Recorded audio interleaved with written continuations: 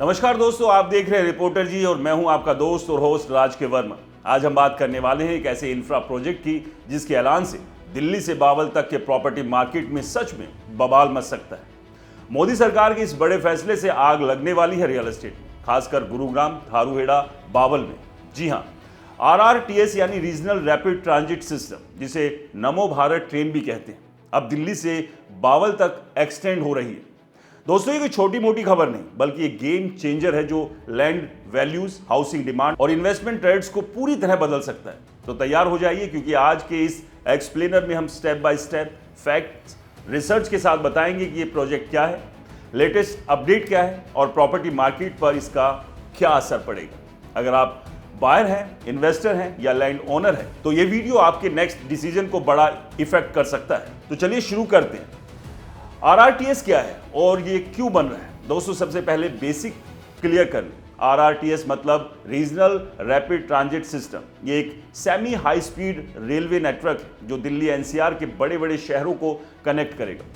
नमो Bharat brand के तहत चलने वाली ये ट्रेन मैक्सिमम 160 किलोमीटर प्रति घंटा स्पीड से दौड़ेगी। एवरेज स्पीड 100 किलोमीटर प्रति घंटा के आसपास। मेट्रो से कहीं ज्यादा तेज, समय स्मूथ और कम समय में। दोस्तों, ये प्रोजेक्ट NCR के ट्रैफिक जाम, लंबे कम्यूट टाइम और बढ़ते इंडस्ट्रियल ग्रोथ को देखते हुए बनाया जा रहा है। दिल्ली से गुरुग्राम, मानेसर, रेवाड़ी, बावल और आगे राजस्थान के अलवर, बहरोड तक कनेक्टिविटी देगा। स्टेशन पर मल्टी मॉडल इंटीग्रेशन होगा, मेट्रो, बस फीडर सर्विसेज सब जुड़ेंगे। सोचिए, अगर दिल्ली से बावल का सफर अब घंटों की बजाय कम समय में हो जाए तो डेली कम्यूटर्स के लिए कितना बड़ा रिलीफ होगा। ट्रैफिक कम होगा, पॉल्यूशन घटेगा और इकोनॉमी बूस्ट होगी। रियल एस्टेट के लिए सिर्फ ट्रांसपोर्ट नहीं, बल्कि एक बड़ा कैटलिस्ट है जो प्रॉपर्टी वैल्यूज को आसमान पर पहुंचा सकता है। अब लेटेस्ट अपडेट्स पर आते हैं। दोस्तों, दिल्ली बावल RRTS कॉरिडोर को मोदी सरकार ने ग्रीन सिग्नल दे दिया। Union ministry of housing and urban affairs ने अप्रूवल दे दिया।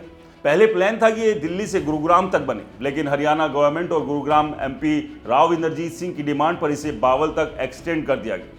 यूनियन मिनिस्टर मनोहर लाल खट्टर ने जनवरी 2026 में राव इंद्रजीत सिंह को लेटर लिखकर कंफर्मेशन दिया कि फेज 1 में दिल्ली सराय काले खां से बावल तक बनेगा और फेज 2 में बावल से बहरोड यानी राजस्थान तक जाएगा। दोस्तों, ये NCR 2032 ट्रांसपोर्ट प्लान का हिस्सा है। लंबाई करीब 93 किलोमीटर, कुछ रिपोर्ट्स में 102 से 107 किलोमीटर पहले फेज में। स्टेशन की संख्या 13 से 16 के बीच और टोटल एस्टिमेटेड कॉस्ट 32,000 से 35,000 करोड़ तक। कंस्ट्रक्शन अगस्त 2026 में शुरू होने की उम्मीद है और फुल ऑपरेशनल नवंबर 2031 तक का टारगेट है, यानी 5 से 6 सालों में ये ट्रेन चलने लगेगी। दोस्तों, ये अप्रूवल NCRTC के जरिए आया और दिल्ली अलवर RRTS का हिस्सा है, लेकिन पहले फेज में बावल तक लिमिट कर दिया गया है।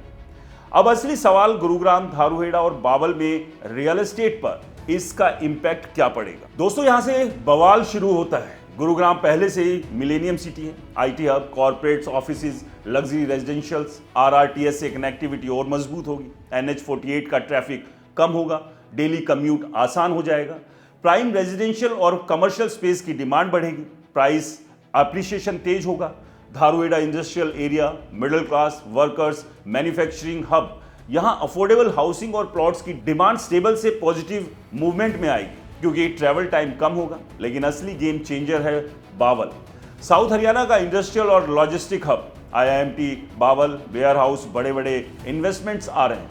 RRTS आने से दिल्ली से बावल का सफर ड्रास्टिकली कम टाइम में होगा। इंडस्ट्रियल वर्कर्स, कम्यूटर्स, लॉजिस्टिक कंपनियां फायदा उठाएंगी। लैंड वैल्यूज में तेज उछाल, वेयर हाउसिंग और इंडस्ट्रियल प्लॉट्स की डिमांड बूम होगी।